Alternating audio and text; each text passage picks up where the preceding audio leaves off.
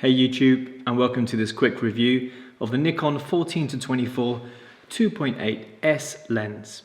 Basically, the old versus the new.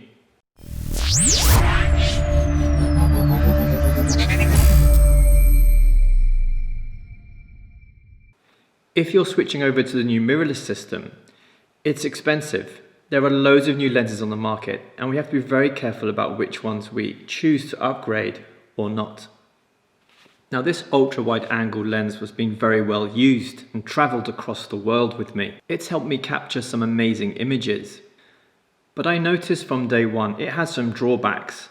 One, for example, the inability to attach a front element filter. Enter the new kid on the block. This chap turns up. It's got 13 years technology advantage over this old guy. So really, we should be expecting some great results with this. So who is this lens really for? Personally, I foresee people like myself switching from DSLR into mirrorless being the #1 customer Nikon are trying to approach here. Now, this lens has been a long time coming, and there are many loyal Nikonians out there that have been waiting for this. Question is it worth the upgrade? Now, this is not the cheapest of lenses, and with the old chap about £600 on eBay, you have to make a decision about your investment, and hopefully this video is going to help you with that. Now, if you're interested in this lens and focal range, you don't really need me to tell you what it's good for. However, there's been COVID, lockdown, people's brains are a bit fried, so let's just quickly go over the obvious genres where this lens really does play its part.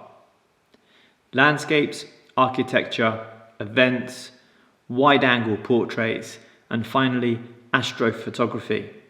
Those are the areas where this lens is going to excel.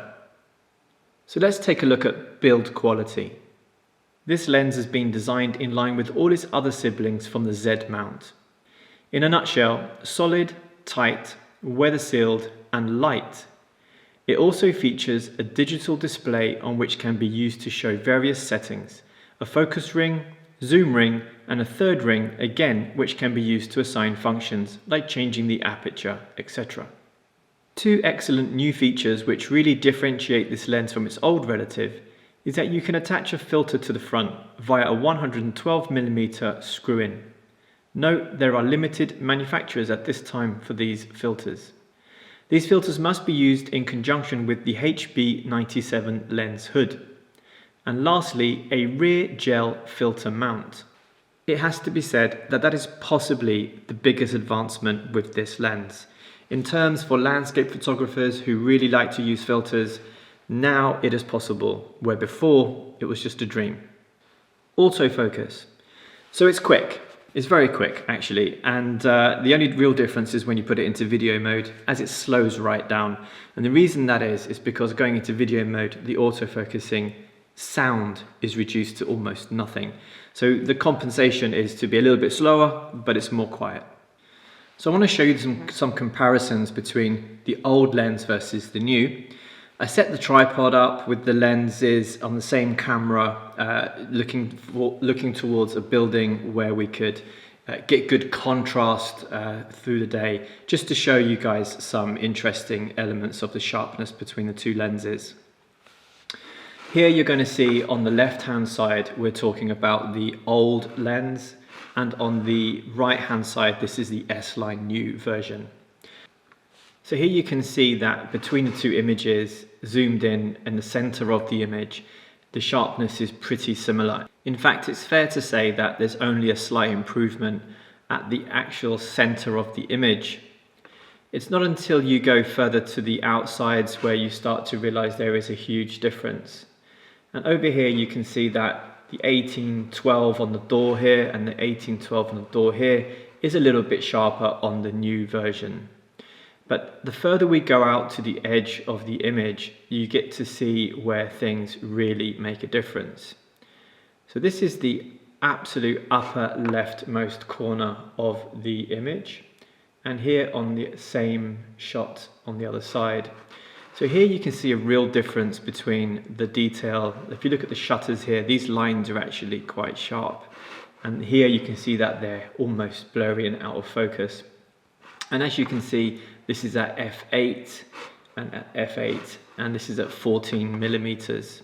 Okay, so the next two images are at 18 millimeters and again at f8, and you can see here that once again at the absolute middle of the image the text is a little bit sharper with the mirrorless version.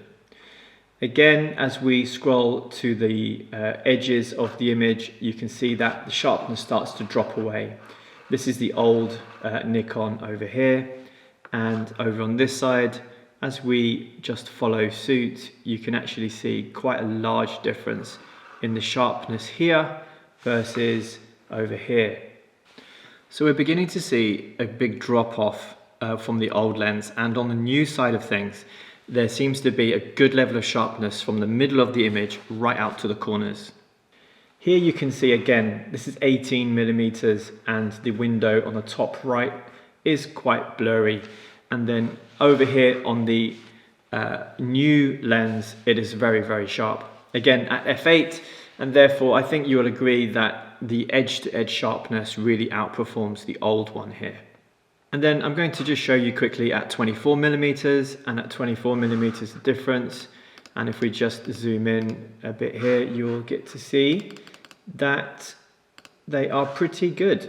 Both lenses perform very well at 28 millimeters, but there is an absolute difference of in absolute sharpness. If we want to be really particular, you can read the text here on this road sign slightly better than on this one. And again, if we spin out to the edges, you can see that the Highland Spring text is just a little bit sharper. And again, the chand here on the awning and here is quite blurred. So I think you'll agree that the new 14-24 does outperform its older relative. I took this picture walking home one day, and I just wanted to show you guys because I was very, very impressed with how sharp it was from top to bottom. My memory serves me well. I believe this was shot at f8, and you can really see how nice and sharp this is right from down here in front of the roundabout, and then working our way upwards to the building. You can see all the elements of the balconies are nice and sharp all the way through to the top. In fact, right at the top, it almost looks even better than it does down here. So this is really great quality. I'm super happy that I have forked out a good part of £2,000 to buy this lens. Every photographer who buys an ultra-wide lens will have some level of concern about distortion. However, I have heard that the Sigma 14-24 does produce less distortion. However, as I haven't actually used that lens, I wouldn't like to comment at this stage. So due to lockdown, I haven't really been able to test this lens properly with any astrophotography yet, but I have read online that the coma levels are very low indeed. This is excellent news if you're into astro. So the last thing I'm going to quickly talk about is the bokeh that this lens produces. Usually photographers don't go to their ultra wide lenses to create bokeh, but it's always good to know if it's going to do a good job. Personally, I think this lens does pretty decent bokeh, and it's very pleasing to the eye for an ultra wide angle lens. So it's fair to say that this is currently the best Nikon ultra wide angle lens on the market. However, like I said earlier, Sigma will be releasing a new range of lenses for the Z mount series. They usually rival Nikon on quality and better them on price, so here's looking out for the new range of 2021. Thanks for tuning in. I hope you've enjoyed the video. Please subscribe and keep in touch with us with any comments below.